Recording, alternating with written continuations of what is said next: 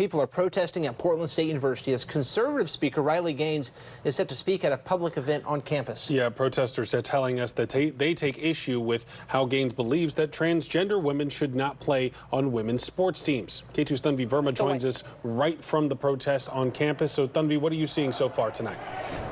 So, Barry, I want to show you there's a few dozen protesters dressed in black. They've been chanting variations of the statement that they basically don't feel like Riley Gaines is welcome on campus. They've made their support for the transgender community very apparent. As you can see, there's a ton of pride flags.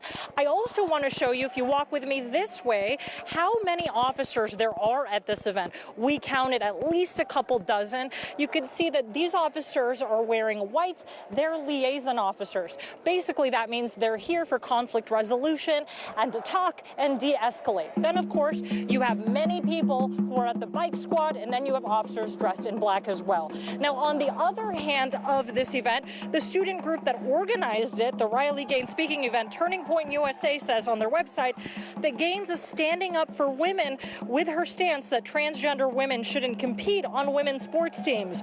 Additionally, the website states that Gaines is a 12-time NCAA All-American swimmer who is speaking out after competing against a transgender swimmer.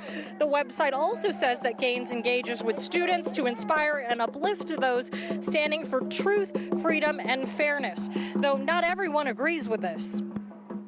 Our main goal for today is to demand that PSU stands against the anti-trans rhetoric that this organization and this specific speaker speaks about, as well as defending our trans community and trans peers.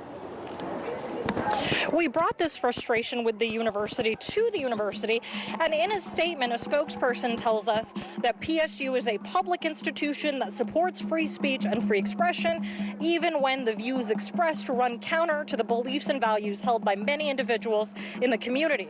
As a public institution, the university must stay neutral. PSU will have alternative programming available for those who don't want to attend the Riley Gaines event. And coming up at 11, we tell you how the event goes and how people in the community feel about it. Reporting live at PSU, Tanvi Verma, K2 News. Tanvi, thank you for that.